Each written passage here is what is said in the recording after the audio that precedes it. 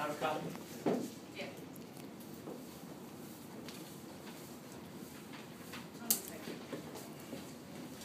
So, my name's Ayana, and we did a presentation on immigration because we helped Brianna Duncan out with her SJP, and we had to go to CHS. CHS is Connecticut Historical Society, and right now we have to teach you guys a little bit about immigration.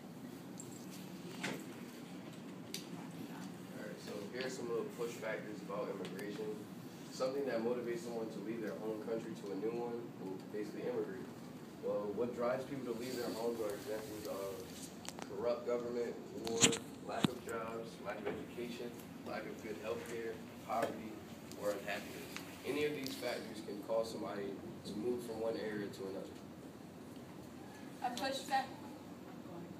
A push. Oh, I tap it. It's not that. A pull factor is something that will lure another country, region, or organization or religion. Did you do this? A pull factor is something that will make somebody want to come to the country. Like, we'll say one country has more money than the other, you want to go to that place with more money, so that will pull you towards it. An example would be stable country, better education, better jobs, health care, better quality of life, more opportunities for your family, family safety, and Less there's war. no war. Yeah.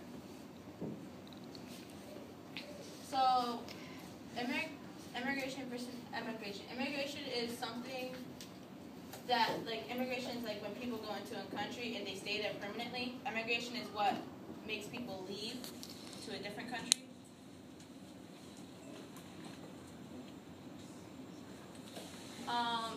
There are 44% of naturalized citizens that are immigrants, so like meaning as there's 44% immigrants that stay in America. No, that were born here. Oh wait, what? Right? Yeah, something like that. 24% are permanent residents, meaning as they're legal. 29 are unauthorized. 3% are temporary living, meaning as they stay here for some time, like probably like 3-5 years, and then leave. Immigrants come basically every day. Immigrants now come to the U.S. for family, friends, jobs, education, employment. Immigrants now come from any parts of Europe, South America, and Africa.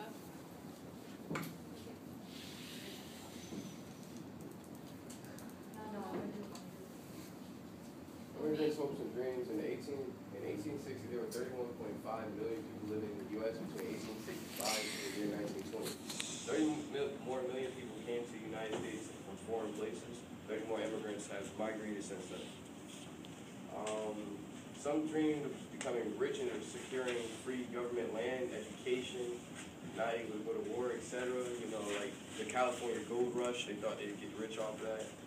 And it was sometime in the 1880s where they had a government plan where each person, each citizen would get their own piece of land. So they came for opportunities like those. Mostly the immigrants came from Russia and Italy, and other like immigrants are like Irish, Native American, and all that. People come the one way back in the 1800s. The only main way to come to the U.S. was by steamboat, and then it's like a big ship carrying a lot of people, and it took like 2 to 3 weeks to go across. And they were living in horrible conditions just to get over here, because they thought that they were going to And have a better world. Yeah, what they thought, like how the main place that they came here was from. They went from wherever they lived to Ellis Island, and what they seeked for was green land, because where they lived was terrible, and they didn't expect what they were going to see.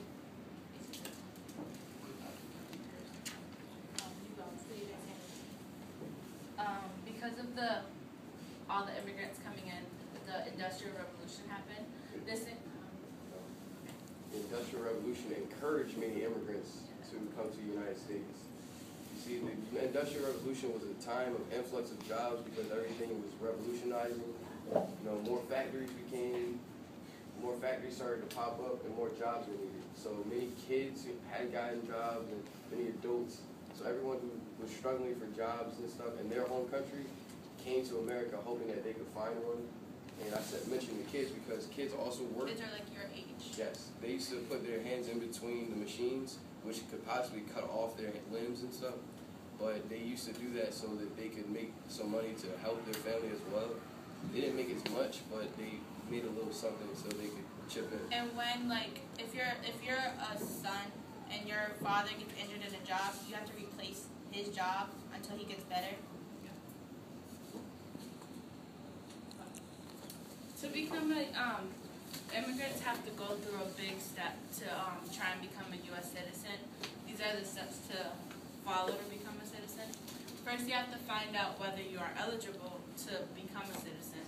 Complete an application and collect the necessary documents. Get photographs. Send your application documents and fee to the service center. Get fingerprinted. Get interviewed and tested.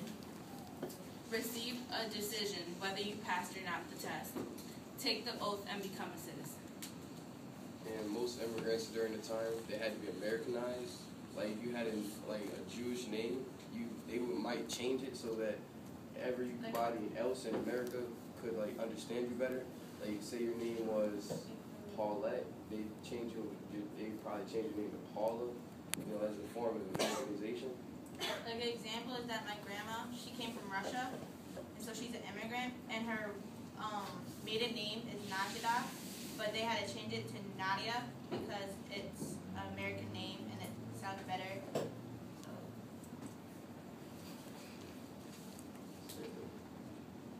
That's it.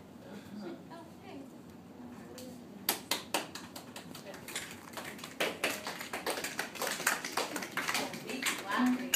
I want to hear some better clapping. Okay, what do you think? Okay.